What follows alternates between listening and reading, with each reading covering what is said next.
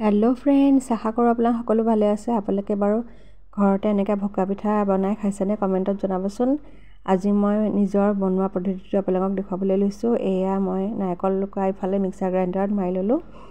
লগতে এয়া চাউল তিয়াই থৈ দিছিলোঁ, পানী অকণমান দি এনেকৈ গুলি ল'লোঁ। আপোনালোকে বেকিং চ'ডা নহ'লে বেকিং পাউডাৰো ইউজ কৰিব পাৰে। এয়া গুড় দেখিছে নহয়, গুড়খিনিও আচলতে মই মিক্সাৰ গ্ৰাইণ্ডাৰত মাৰি ল'লোঁ। একেবাৰে পনীয়াকৈ গুলি ল'লোঁ গোটেইখিনি। এনেকৈ আচলতে গুলি ল'লে খাবলৈও ভাল লাগে। আপোনালোকে চেনিও ব্যৱহাৰ কৰিব পাৰে। আগতে বাৰু এনেকৈ ঘৰতে বনাই খাইছেনে? কমেণ্টত জনাবচোন। একে পদ্ধতিৰে হয় বুলিয়ে ক'ব পাৰি। আপোনালোকে বিশেষকৈ ষ্টিমত এনেকৈ দি দিব, খাবলৈ ভাল লাগিব। এতিয়া মই বেকিং চ'ডা অকণ দি দিছোঁ আৰু গাখীৰ অকণমান দি দিছোঁ। যিহেতু মিক্সাৰ গ্ৰাইণ্ডাৰত অকণমান বিশেষকৈ পিঠাগুড়ি আৰু নাৰিকল ৰুকাও লাগি আছিলে, সেইখিনি সৈতে অকণমান গাখীৰ দি দিলোঁ। আৰু এতিয়া মই বিশেষকৈ প্ৰেছাৰ কুকাৰত উঠাই দিলোঁ। প্ৰেছাৰ কুকাৰত উঠাওঁতে আচলতে ল' ফ্লেমত থ'ব লাগে আৰু 20 মিনিটৰ পাছত ৰেডি হৈ গ'ল মোৰ এয়া পিঠা।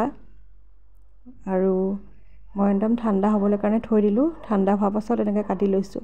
গৰমে গৰমে কাটিলে কেতিয়াবা ভাগি যোৱাও চান্স থাকে, সেয়েহে ইমান ছফ্ট হৈছিলে। আৰু মই এবাটি চাহ বাকি লৈছোঁ। চাহৰ লগত খাই বিৰাটেই ভাল লাগে। আপোনালোকে ব্ৰেকফাষ্ট নহ'লে ইভিনিং টাইমত এনজয় কৰিব পাৰে। ৰেচিপিটো যদি ভাল লাগিছে প্লিজ চেনেলটো ছাবস্ক্ৰাইব কৰি দিবলৈ নাপাহৰিব। নতুন নতুন ৰেচিপিজ, নতুন নতুন ভিডিঅ'জ আপোনালোকে এনেকৈ চাবলৈ কাৰণে মোৰ নিজৰ চেনেলটো চাব লাগিব। আৰু প্লিজ আপোনালোকে যেনেকৈ আগতে ছাপোৰ্ট কৰি আছিলে, ঠিক এনেদৰে আচলতে ছাপোৰ্ট কৰি থাকিব বুলি মই আশা ৰাখিলোঁ। এয়া দেখিছে নহয়, ইমান ছফ্ট হৈছে নহয়, ক'বলৈ বাকী নাই। আৰু খাবলৈ বহুত সোৱাদময় হৈছিলে। আৰু যিমান আচলতে পিঠাগুড়ি দিয়া হয়, সেই অনুমতে আচলতে গুড়ো দিয়া হয়। অকণমান স্লাইড বেছি দিবলগীয়া হয়, যাতে তেতিয়া খাবলৈও ভাল হয়।